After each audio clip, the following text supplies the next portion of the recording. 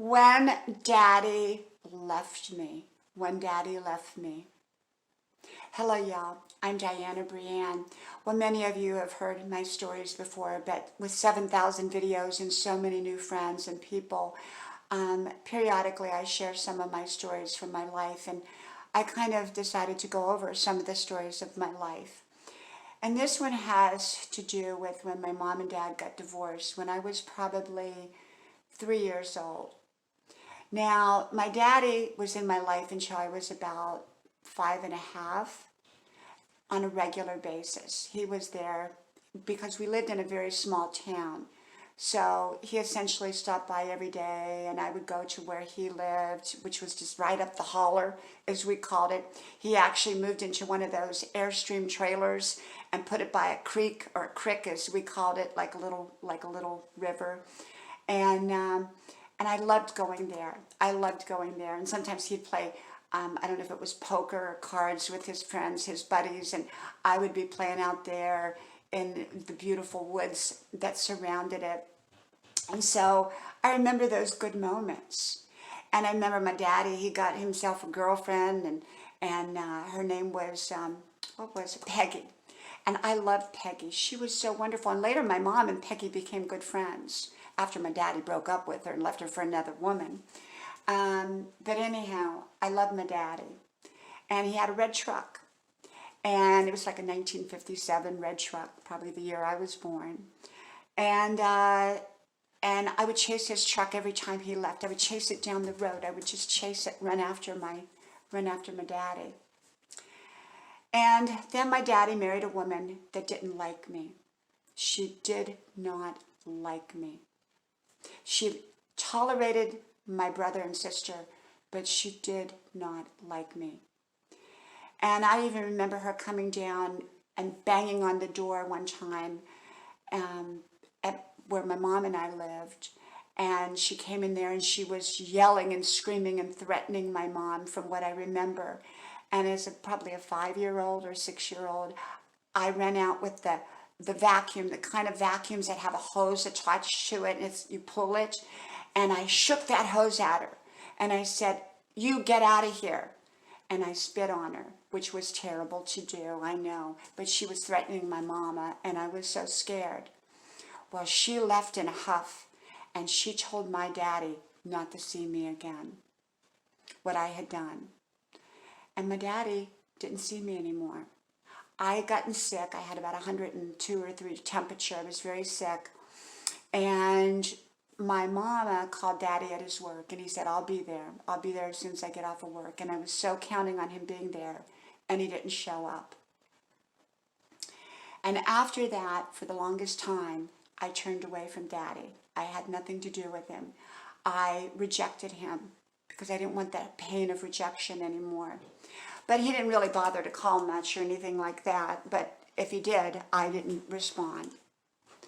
And so that was very difficult.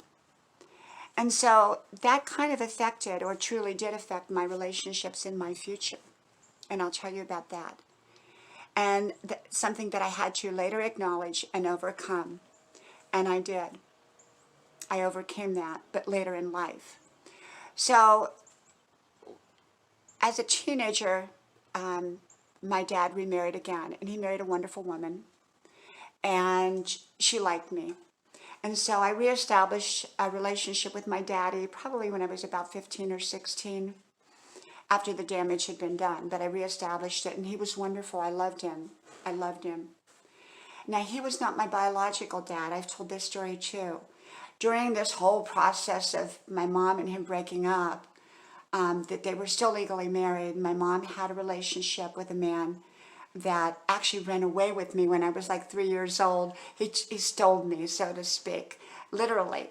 And that was a whole nother story, but he was a wonderful man too. So I was biologically from this other man who wanted to marry my mother, who loved my mother.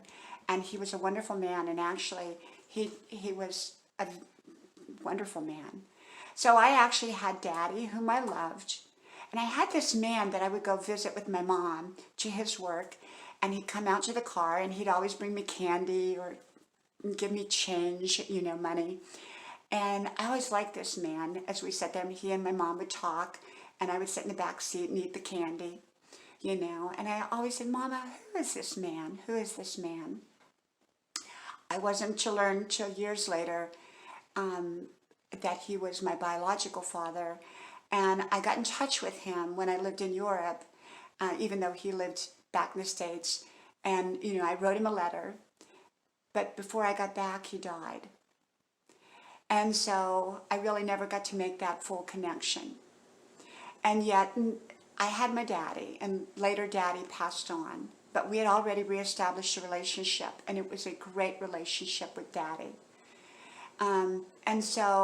But the trauma of losing daddy and being rejected by daddy was so traumatic that I would reject men. As soon as men got too close, I'd let men get close to me and fall in love with me, and then I'd break it off. I would simply break it off unexpectedly. As much as it hurt them, I think it hurt me more because I didn't want to do that. But it was my way of guarding me and protecting me. And so somewhere in my 20s, I realized that. But sometimes we play out things. And so I would play out one more scenario.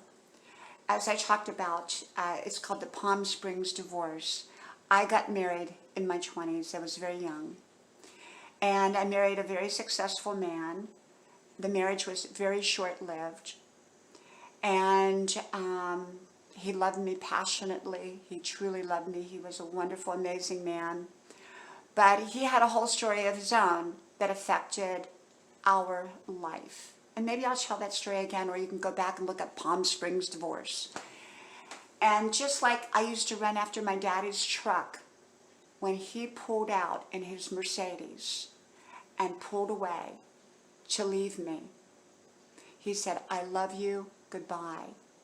And I ran down a Palm Springs street behind the Mercedes, screaming and crying, where are you going? Where are you going? Come back. Well, if you don't know that story, we went back together numerous times, and finally I said, no more, no more. But it was at that point I realized that I had made full circle. I was chasing my daddy's truck, and I was rejecting men so that they wouldn't reject me. Even though I initially didn't reject him, I kind of rejected him very much at the end. And that's not this husband. I've been with my husband 30 years, and he met me after I was all over that, all done with that, you know, because I was healed. I often say my husband helped me to heal. We help each other to heal. Everybody helps each other to heal. And the right people do. The right people help you to heal. We're drawn to people that help us to be healed. And so I realized I could no longer reject men. If I loved them, I had to work through it. I had to work through that. And I did. So when I finally met my husband, I still could feel that issue of the fear of something happening or him leaving me and wanting to leave him, you know, reject him. But I would not do that. I realized what I was doing. And I realized where it had come from the day Daddy left me. And so that trauma stuck with me a long time. Now I don't have it anymore. I'm over that. Been over it for a long time. But I just wanted to share that experience with you from my life, okay? I'm very transparent, but I'm selectively transparent. We don't have to tell everything. We just tell what we choose. And I hope my stories inspire you from my house to yours. May God bless you. And I hope to talk to you soon again. And I do hope you like, share, subscribe. Talk to you soon. Bye-bye.